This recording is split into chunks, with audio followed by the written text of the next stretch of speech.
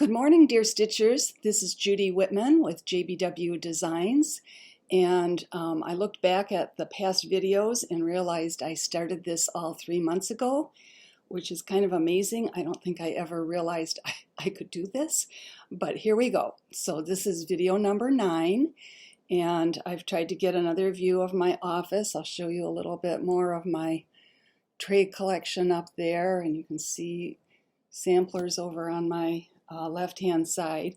So I have a couple topics, of course, for today. I always make a list of things that I want to tell you about and hope that you're interested in. So thank you so much for joining me and for watching the videos.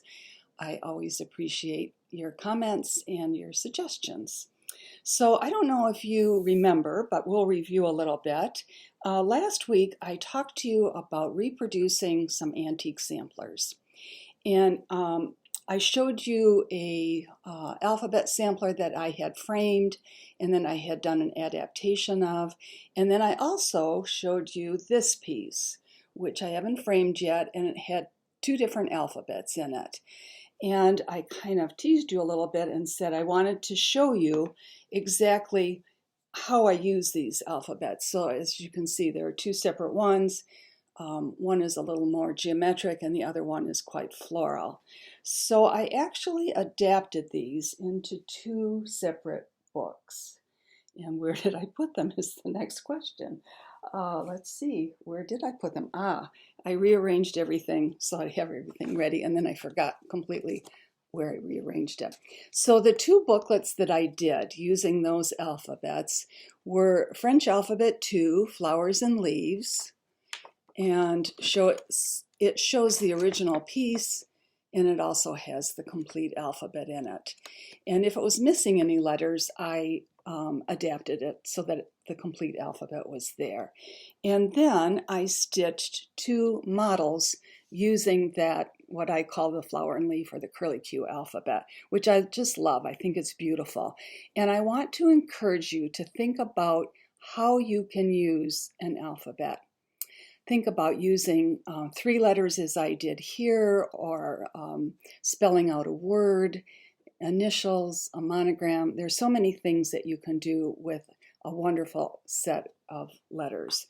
So in this case, here are 2 of the models. And the finishing on these is so exquisite. I love showing them because my finisher did such a beautiful job. She mounted them on a piece of wool, and she did a little hand embroidery across the top and a tiny little bit, looks like a rickrack edge, but it's actually been pinked with pinking shears, and you can see what the back looks like there.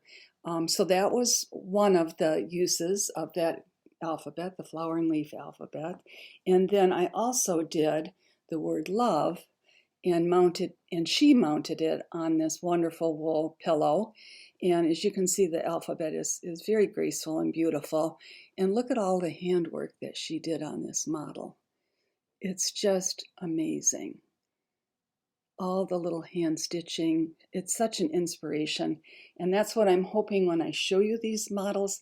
You might not be able to reproduce them exactly like this, but hopefully you'll be inspired to try something. So that was one of the 2 books. And then the other one, I actually did call curlicues, but it seems more geometric to me. It looks like this. So it was French Alphabet 1. I have them a little out of order. Again, showing the original piece, and then you can see the complete alphabet. So in that case, I actually worked quite a large model, and I used the word welcome. And my finisher, another finisher that I work with that does beautiful work, finished it as a bolster. And you can see just how lovely that is. I actually have several models to show you in the next few weeks that are finished in this fashion.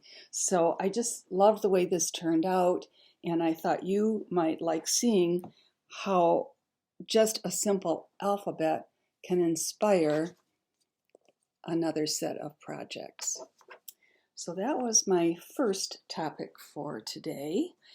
And then I thought you might enjoy seeing and hearing about the fact that When I publish new titles, I always, for my shop owners, release what I call a color release sheet. And this shows all of the new designs that came out, for instance, in summer of 2020. There was a previous one. There were releases in March, there were releases in the summer, and then releases in the fall. And when I look back to see how many, I'll show you the fall one too, how many releases I did last year, I was stunned. I had 20 releases. And I think the reason for that is, think about this, we were inside for months and months, and what else could we do but work, which is fun. I love doing that. So I want to show you, I thought I'd start out at the beginning of last year and show you some of my releases from last year. And it kind of follows my alphabet theme, because once again, I'm using letters, and in this case to spell out words. And so I've got three different designs that fall into this category. So the first one was called Blessings. And I really think that this last year has caused us to think about the blessings that are in our lives, our families, who in many cases we cannot see, our relatives, our dear friends, all those things that we're missing. So I do think that has caused us to look back. So this is the booklet for blessings. You can see the model there, and then the whole chart is there. And the models for that, again, are just beautifully finished by my professionals. So this one is the design that is worked over two. I had this fabric in my stash, which matched perfectly. And then I also, of course, stitched the design over one. And that's how that one turned out.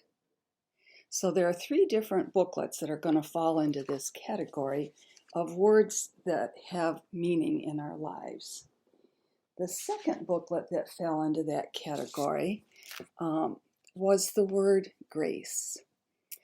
And I think with all the upheaval in our lives that we need to bring a bit of grace into our lives.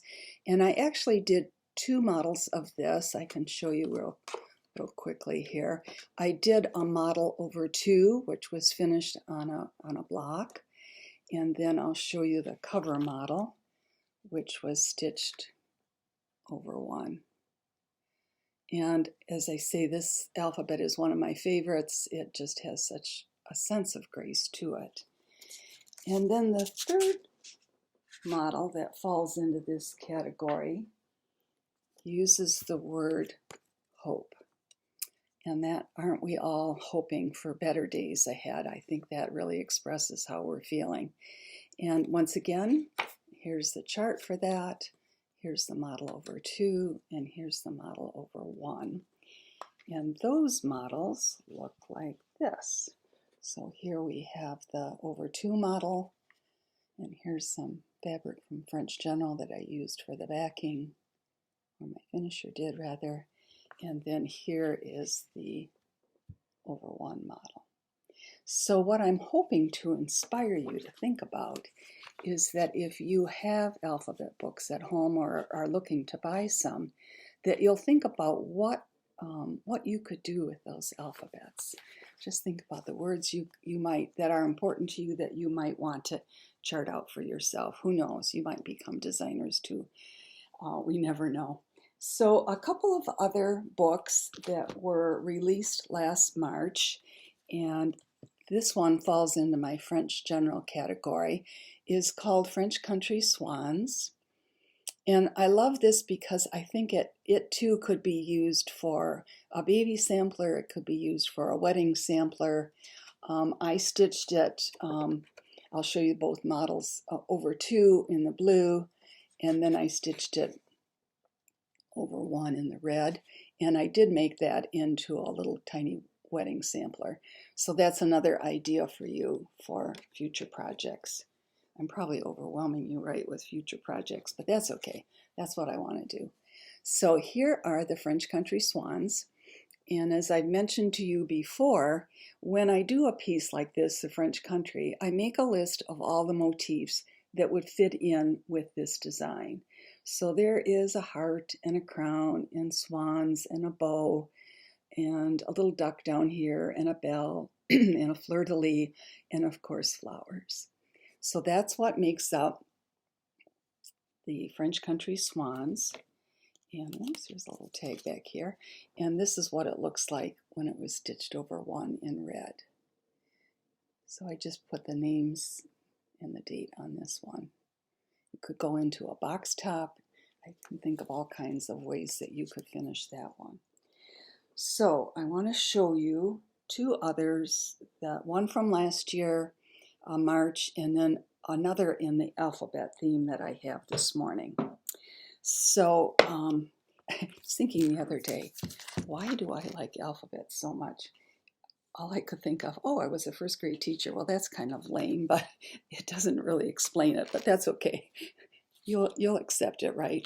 So one of the alphabet pieces that I did, not last year, but a year or so ago, which was so much fun to do, was something that I called Alphabetique, which I'm not sure is actually a real word. I kind of made it up. I wanted it to sound French-like. And this particular design, as you can see from the model, uses all French motifs. So there's a hot air balloon and a little beehive and the Eiffel Tower and crowns and hearts, a harp, fleur-de-lis, crowns. It was so much fun to put together. And this is what that booklet looks like. And so I'm going to open it up for you. I'll show you what, here's the chart, here's the cover, and in this design I also, as I've done before, took a lot of antique buttons and just placed them in various places around the piece.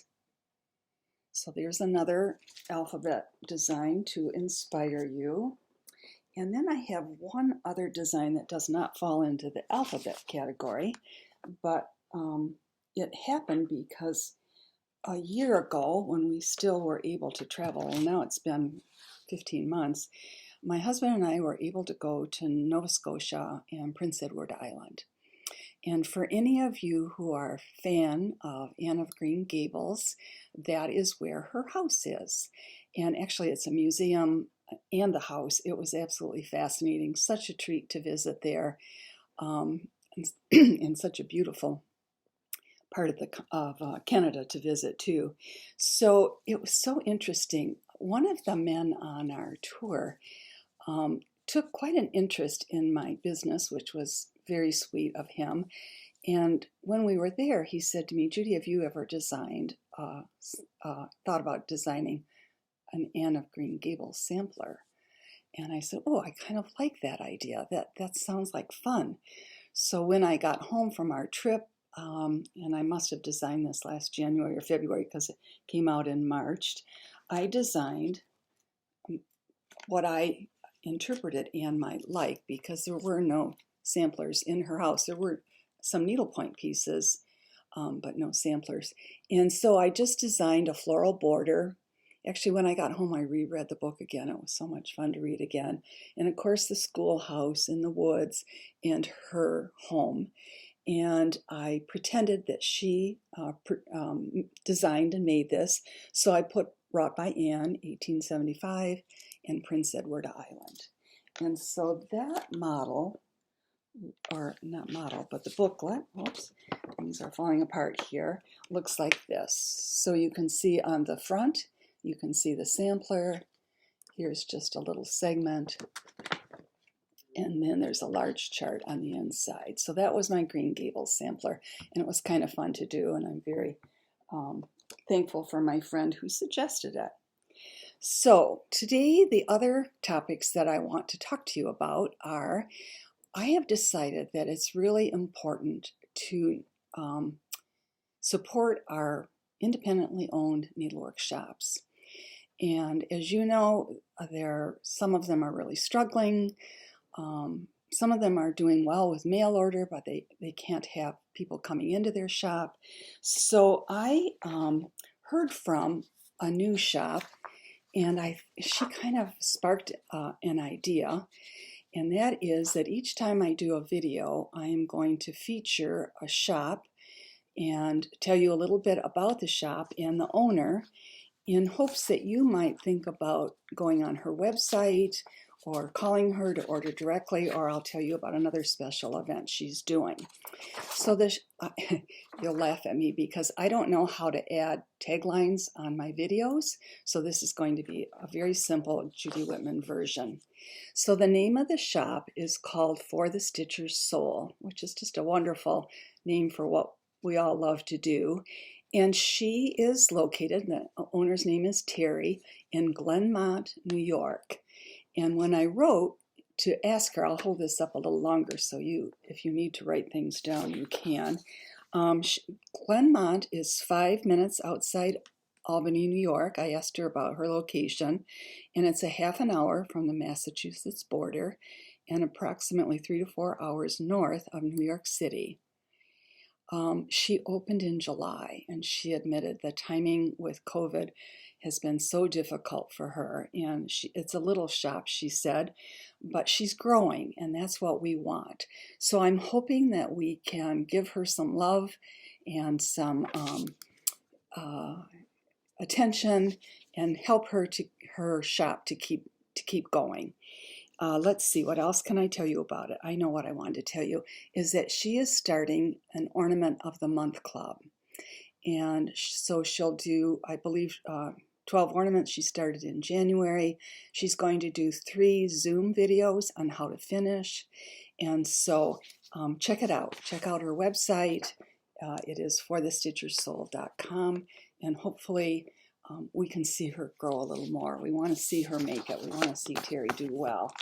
And it's in a part of the country that there were no shops before. So my last segment for today is going to be sneak peeks of what I'm working on and what is going to be released in hopefully the next 2 weeks. That's what my goal is. So I have 4 designs that are coming out. And when I did my Christmas in the Round, I used a couple of pieces from Hobby Lobby, and for some people they had so much trouble finding them. So I'm not going to show you the actual design, but I'm going to show you the accessories that I use in case you feel a need to rush out and get them, because you know that you're going to want to stitch this. So I'll show you a couple of really neat things that I found. So this was one. Of course, this design, you can guess what it's going to be. It's going to be Love in the Round. And I found this wonderful jar, and it has a lid that sits on top. So one of the models, I have finished the over 2 model to fit on this little jar. You can see it's embossed with hearts. It's just so cute. And I found another piece that I didn't use, actually I might use for a future design, that also had great potential, and that was this little wooden box with a wooden lid. And I think that might be great for some of my in the round pieces. And then the third thing that I found, I'll show you the little jar. I've got to take this off. Of course, I had to find candies that just exactly matched the color of my design, which I did. The funny thing is I tasted one and they were just dreadful, but that's okay. They're going to stay in the jar, and I promise not to eat them. So the over 1 model was stitched like this, and I'm going to show you real quick. It was a little lid to go on that jar, and the actual lid for that looks like this with a little heart on it. So that's one of the new designs that's coming out. I have a couple seaside designs coming out, and they're at the finisher right now, and I should have those models back hopefully today. And then I talked last week, 1 week or so ago, I'm losing track of time here, about using Chinsware china, and it was an inspiration for a new design. So this is kind of a very messy way of showing you, oh, this is terrible, the colors that are in that design, but I'm going to give you a sneak peek of what the corner of that design looks like. So I used my Chinsware to inspire all the motifs that are coming out in this, and it is going to be called the Chintz Alphabet. So those are my surprises for today. I hope you've enjoyed it. Please subscribe if you haven't already. And as I say, I so thank you for your taking time to watch the videos. I really appreciate it. Bye-bye.